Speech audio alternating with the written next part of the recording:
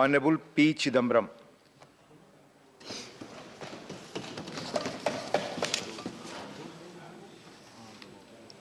Mr. Deputy Chairman, sir, you'll pardon me, I was very reluctant to open the debate, and I'll tell you why. In recent past, the lead speaker says his piece, the other members of the opposition say their pieces, the Honorable Finance Minister says his or her piece, and then the House returns the bill. Where is the debate on the issues that we raise? Where are the answers to the questions that we ask? I would humbly request you to make a note of the issues that we raise, the questions that we ask, and please ensure that those from the Treasury benches or the Honourable Minister deals with those issues and deals with those questions. Otherwise, this becomes a meaningless ritual, especially in a money bill, because even if we don't return the bill, in 15 days it is deemed to have been returned. But I think it's very important that the issues that we raise, the questions that we ask, must be answered. With that, with a sense of apology, I open that with that comment, and I'll move on to the appropriation bill and the supplementary demands. I intend to speak for a very short time. There's ample time for colleagues in my party to speak. I have 6 points, and I'll deal with them briefly. In the supplementary demands for this year, the government is asking authorization for 3,25,756 crore as cash outgo. There is another 1,10,180 crore which will be additional expenditure but will be matched by additional savings, so we can leave that out. Out of the cash outgo, they are asking for defense capital expenditure for construction of strategic and border roads of 500 crore. Let me say at the outset, all of us grant you 500 crore. We will happily grant you more if necessary. Whatever is required for defense forces, whatever is required for capital expenditure for construction of strategic or border roads or buying equipment, we'll happily grant it because we know that it's for the national security. But I'll come to this point last. Before we grant, we want to raise a few questions. And I hope that before the bill is returned, the Honourable Finance Minister or anyone from government will answer those questions. Let me move on to my first 5 points. The first point is the GDP for 2022-23 at current prices, according to the budget estimates, was 258 lakh crore. 258 lakh crore assumes 11.1% nominal growth over last year's GDP at current prices. If the growth is 11.1% in current prices or nominal growth, I have only 2 small questions. What will be the inflation rate and what will be the real growth? I remember having asked this question when the budget discussion took place. We are now nearly 9 months into the financial year.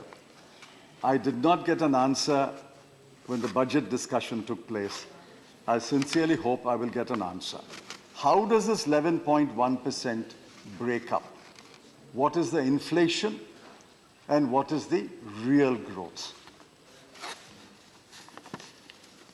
Now, my second point is, if the Honorable Finance Minister and the government wish to spend 3,25,756 crore, we understand that there is a need for more expenditure. Now, where will the government find this 3,25,756 crore? As far as I know, there are only three ways. A, the government has already collected money in excess of the budgeted revenue receipts. They already have 3,25,786 crore, and they're coming to the House saying, I already have this money, I'm spending it. That's route A. Now, the second way is to borrow. You can borrow an additional 3,25,786 crore and say, I'm borrowing and I'm spending. There's a third way, a little more technical, but I'm sure the House will appreciate it. Government expects nominal growth to be more than 11.1% shown in the budget. If the nominal growth is more than 11.1%, the GDP will be more than 258 lakh crore. The denominator will rise. Therefore, you can borrow and spend another 3,25,786 crore without breaching the fiscal deficit of 6.4. My second question is, again, a very simple question. Does the government propose to take route A? It already has the money. Or it proposes to take route B? It will borrow more. Or it will take route C, that it expects the GDP to be higher and therefore the fiscal deficit will be met at 6.4%. I want a specific answer. Is it A or B or C? And I'm willing to be corrected, none of the above. I'm willing to accept even an answer, none of the above. Is it A or B or C, or none of the above? My third question is, this is a matter of some concern. According to the budget, the gross tax revenue is 27,57,820 crore. Of this, corporation tax, this was on corporates, is 7,20,000 crore. Income tax is 7 lakh crore. Now, if you do the proportions, you will find that corporate tax accounts for 26.1% of the gross tax revenue.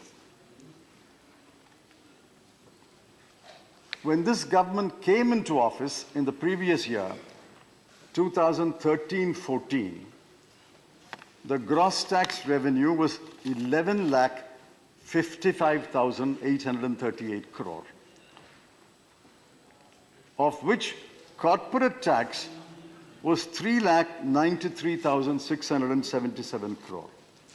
As a proportion, corporate tax in the gross tax revenue was 34%. Now, what does this mean? I'm not saying it's right or wrong. I'm simply giving the numbers. It's for the House to decide whether this is the right path to take or the wrong path to take. The corporates contributed 34% of gross tax revenue. Today, the corporates are contributing 26% of gross tax revenue. Why has this great benefit been conferred to the corporates that they contribute 8% less of the gross tax revenue. Who's contributing the others? The rest. The rest is contributed by income taxpayers, middle class, upper middle class, other income taxpayers, excise payers or GST payers, which is you and I, customs duty, which is passed on to the common people, cesses, taxes on petrol and diesel. That accounts today for 74%. Corporates are only contributing 26%. 9 years ago, corporates were contributing 34%. It is because this government has conferred a huge bounty on bonanza on corporates. Is that fair or not fair is for the House to decide. And after conferring this bounty, I hear the Honorable Finance Minister go to the FICCI, go to CII, go to Chambers of Commerce and say, please invest. Why are you not investing? In fact, in one meeting, I saw her say quite legitimately, sort of mildly scolding them for not investing. If God is in his heaven, the BJP is in power, and everything is hunky-dory,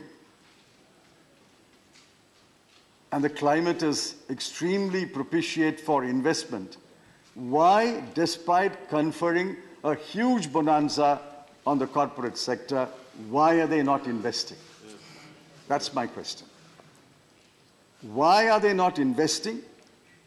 Private investment is low, sluggish.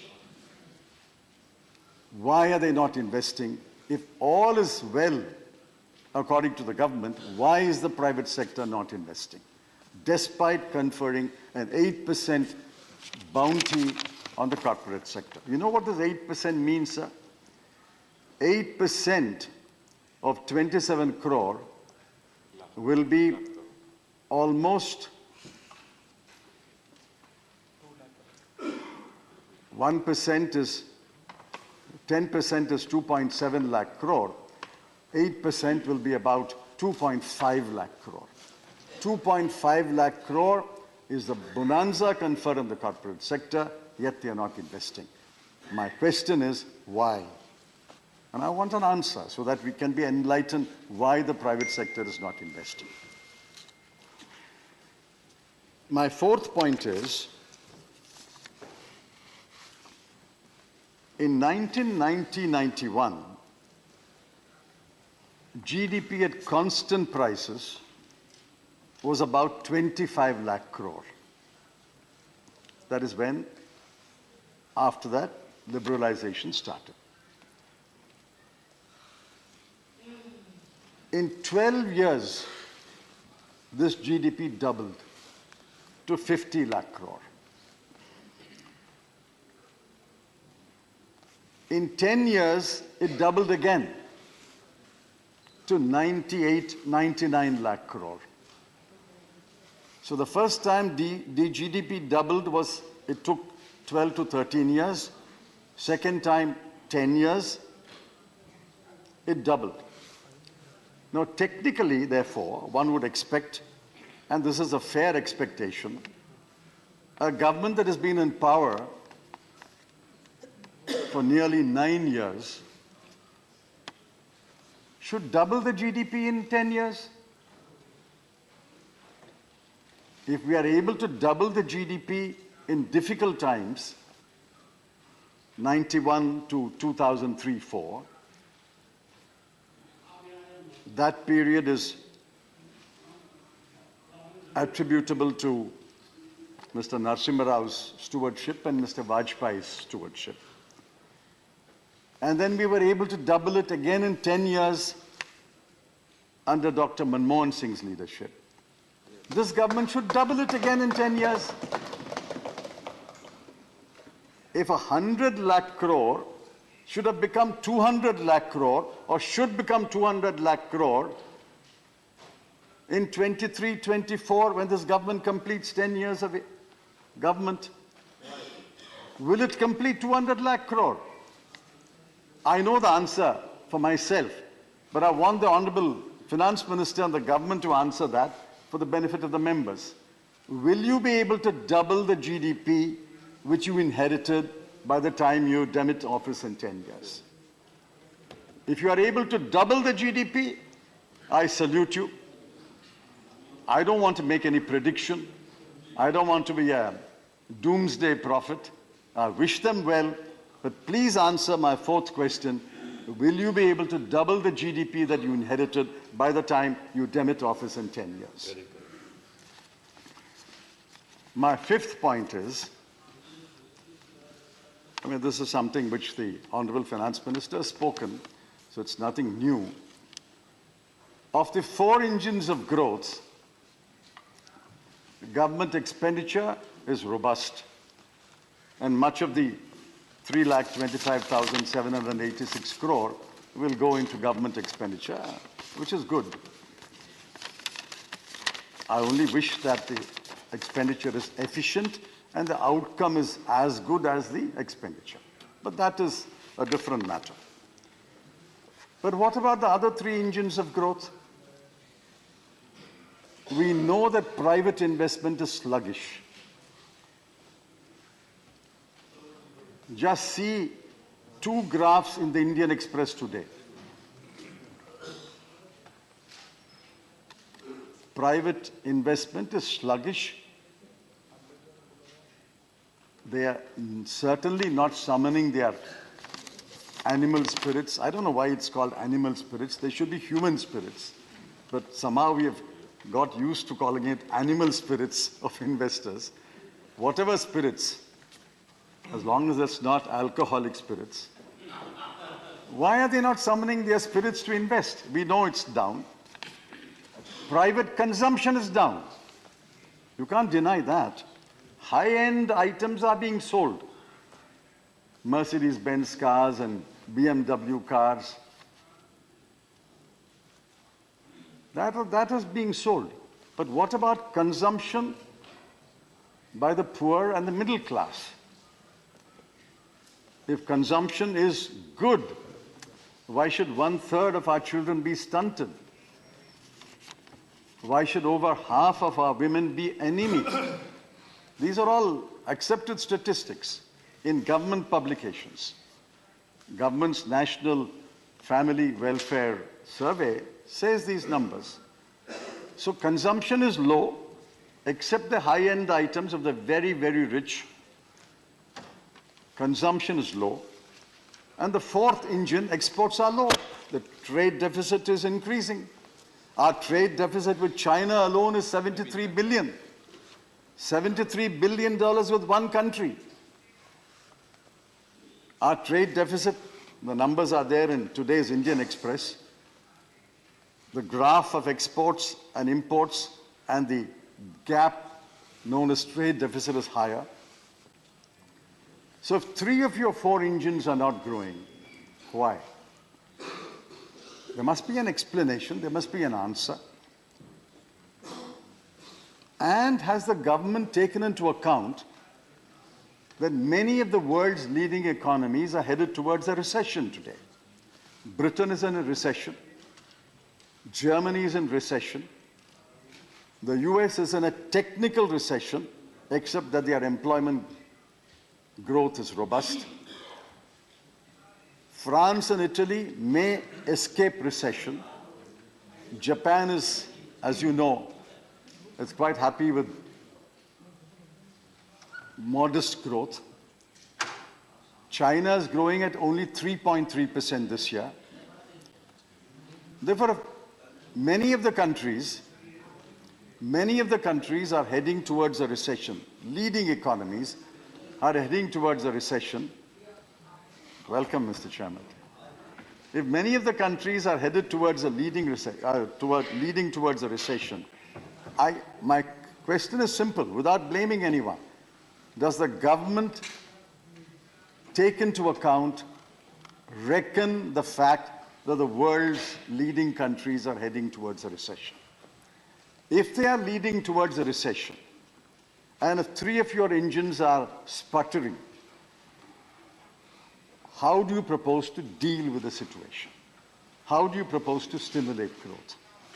This is my 5th question. Sir, you have come when I'm completing my 5 questions, but there is still one left, and that's the most important one. And I hope that... I'm so glad the most important is kept. Yes. I said at the first that I will keep it in the hope that you will come at that time. Mr. Chidambaram is very senior. I claim to be senior to many, but he is the one acknowledged more senior.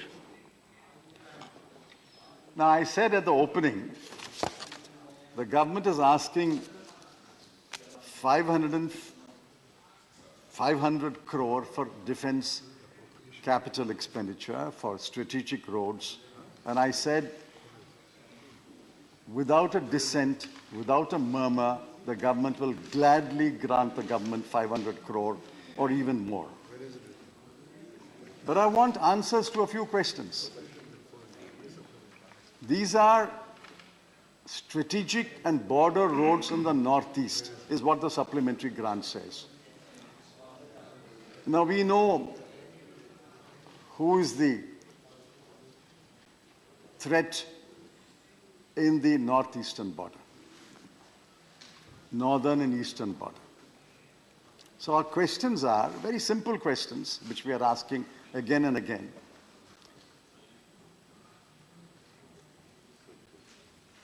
Has China conceded anything on hot springs? Have the Chinese agreed to discuss the friction points in the Doklam Junction and in the Depcham Plains? You are creating more buffer zones. What does a buffer zone mean? According to our information, a buffer zone means there will be a no petrol area. China will not petrol. India will not petrol. Does it mean that we are no longer petroling? This is a supplementary demand. Modi ji, you were 13 years finance minister. I can speak on any subject when the demand is there for money. You know the rule. Defense you want? I want to know. I'm sure anything and everything does not include anything and everything. I'm not criticizing anyone. I'm asking questions. No, I'll make only one suggestion. During your long career, you have had the occasion to hold very high positions. And by virtue of that situation, you are well in the know of governance issues. Any diversion, I'm not or diverting even from the subject. I'm asking on strategic and border roads. No. As long as it was on that, That's all it I'm was fine. That's all. Sir, it went little beyond. That's all I'm speaking on. That's all I'm speaking. Pointed questions. Pointed questions. Only on that point. Does it mean that we are no longer patrolling in areas where we were patrolling? Number four, I'm not yielding.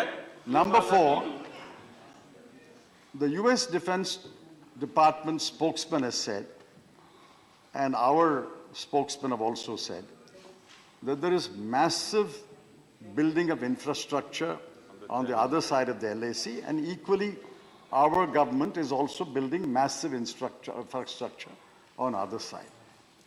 Now, what is this infrastructure on the other side? I don't want you to tell me what is the infrastructure on our side. That may be a defense secret. But what is the infrastructure that they are building on the other side? That your satellites will be capturing pictures.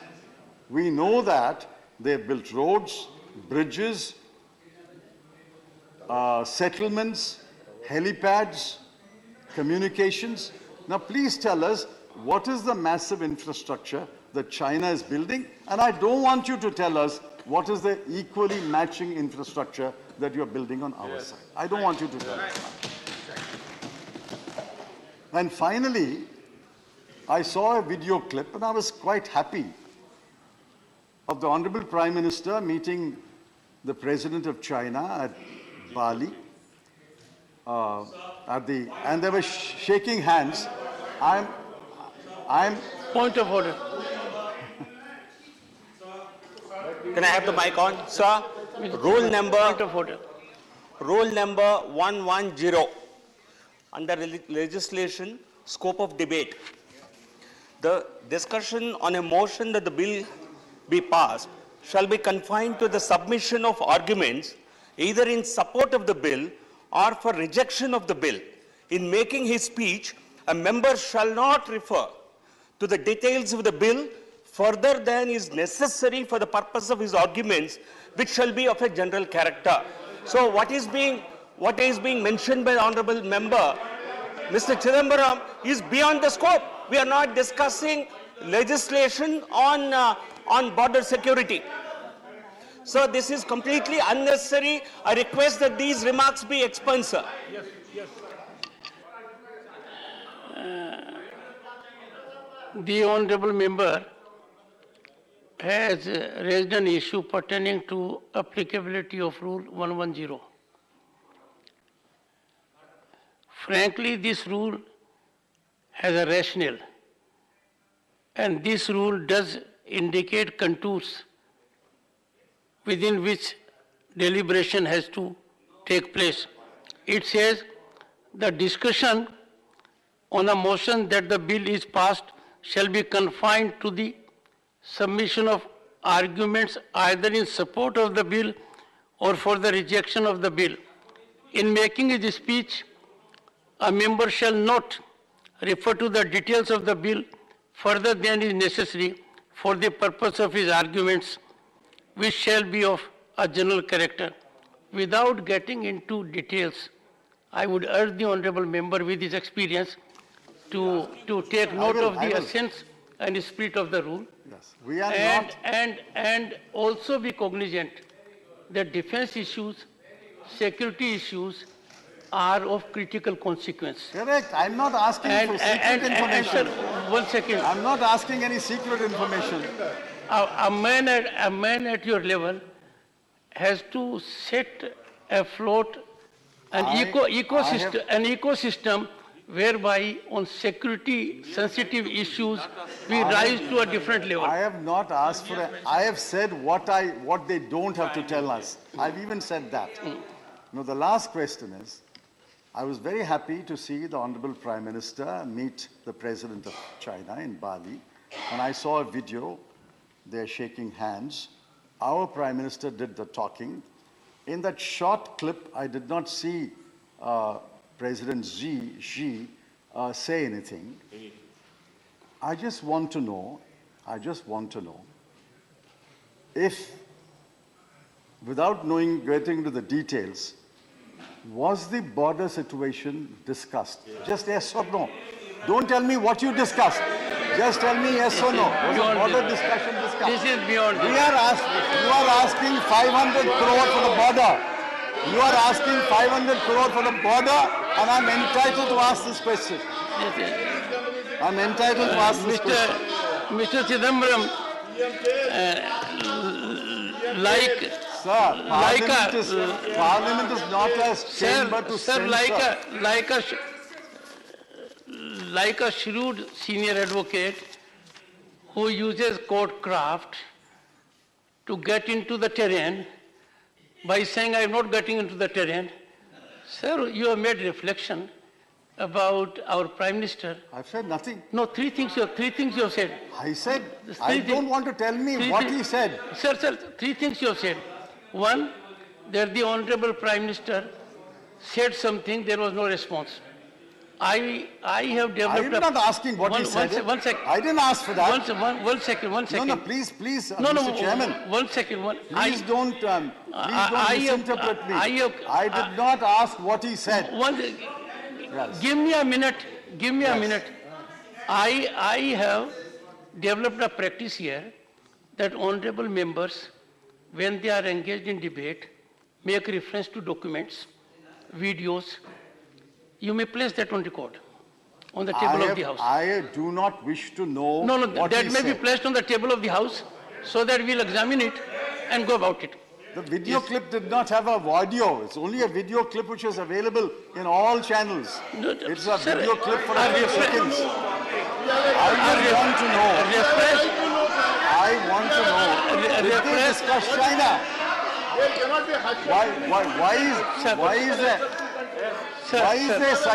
Why is there such a reluctance to say, did the Honorable Prime Minister discuss, yes or no, got an opportunity to discuss China with President I am Xi? on a different point. Answer is yes or no. Answer is yes or no. That's all. One second.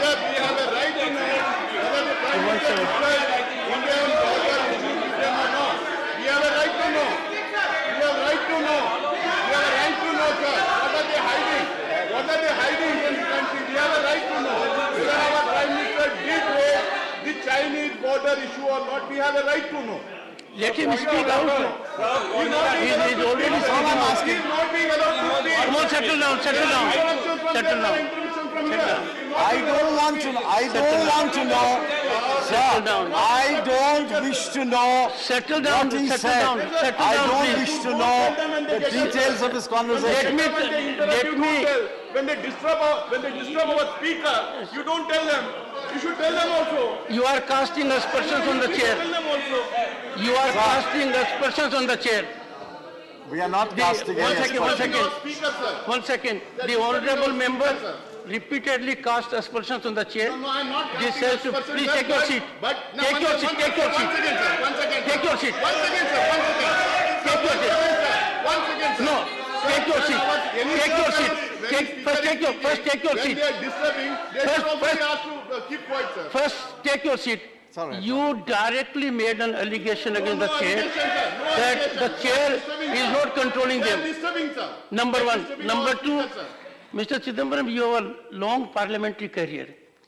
I request you that the document to which you have made reference and the document which you have sought to describe, the video, that may be placed on the table of the House. It is in the public domain. It's in the public. Just a moment. Sir, forget the video. Forget No, why the video. forget? You have made a reference, it is on record. Forget the video. No, we no. know, No, we no. know that You know the Honorable parliamentary Prime practice. Minister met President Xi in Bali. I only want to know a simple question. Did they have an opportunity to discuss China? That's all. There is no document there. There's no document there. We know that President Xi was there. We know Honorable Prime Minister was there. We know that they met in Bali. All I want to know is, did they get an opportunity? Did they get an opportunity to discuss China? Answer is yes or no, that's all. I'm not asking anything. So let me conclude. So I have raised in your absence, when the Deputy Chairman was occupying the chair, 5 questions, and I was waiting for you to come to raise this 6th question.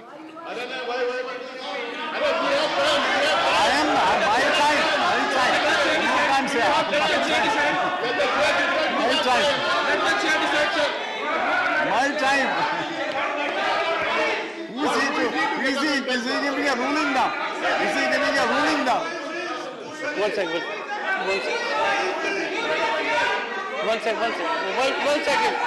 Please take your seat. Take your seat. Take your seat. Take your seat. Take your seat. Everyone must be on the seat.